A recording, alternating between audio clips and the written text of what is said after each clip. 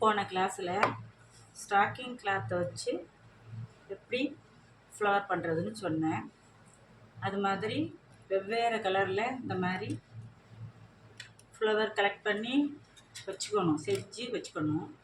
அப்புறம் அந்த மாதிரி ஆர்டிஃபிஷியல் லீஃப் கடையில் கிடைக்கும், அதையும் வாங்கி வச்சுக்கணும். இந்த பிளாஸ்டிக் கூட நான் அந்த ஃப்ளவர் அரேஞ்ச் பண்ணுறதுக்கு வாங்கியிருக்கேன். இதில் உள்ளுக்கு ஸ்டெப்பு தெர்மோகால் இந்த சைஸுக்கு கட் பண்ணி அதை ப்ளேஸ் பண்ணியிருக்கேன்.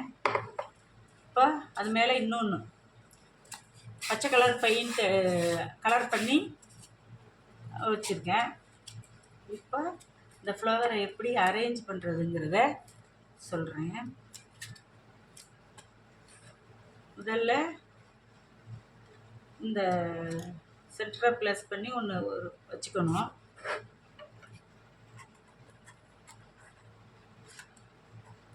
Rose colour. அடுத்து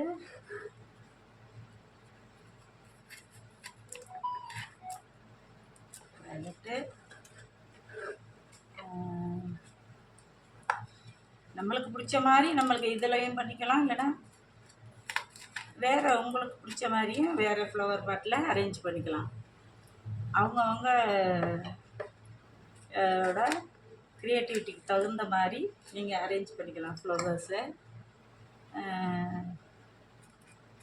எனக்கு இந்த ஐடியா வந்தது, இதை நான் சொல்கிறேன். இது எல்லாமையும் நிறைய ஐடியா உங்களுக்கும் வரும்.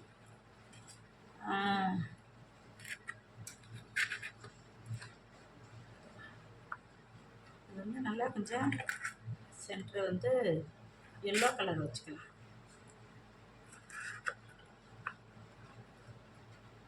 கொஞ்சம் நல்லா இருக்கும். இது சைடில்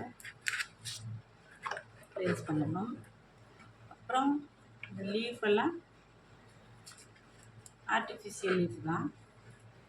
சைடில் தெர்மோகால்ங்கிறதுனால டைரெக்டாக அதை ப்ளேஸ் பண்ணலாம். இல்லைன்னா க்ளூ கன் வச்சு பண்ணலாம், இல்லைன்னா இந்த க்ளூ வச்சு பண்ணலாம், ஒட்டலாம். ஃபேப்ரிக் க்ளூ வச்சு ஒட்டலாம். ஹைலைட் பண்ணால் நல்லாயிருக்கும்.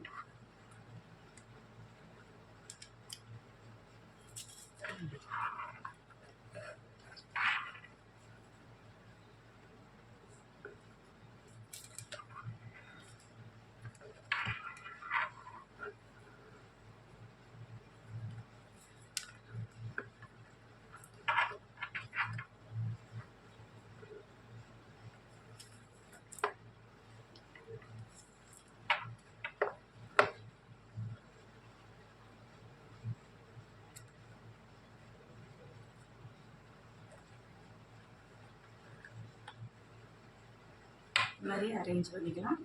ஷோகேஸில் வைக்கலாம், டேபிளில் வைக்கலாம், அவங்களுக்கு பிடிச்ச இடத்துல வச்சுக்கலாம். இது மாதிரி அடுத்த ஒரு ஃப்ளவர் வேறு மெட்டீரியலில் அடுத்த கிளாஸில் சொல்லி காமிக்கிறேன், முடிச்சுக்கிறேன். ஓகே.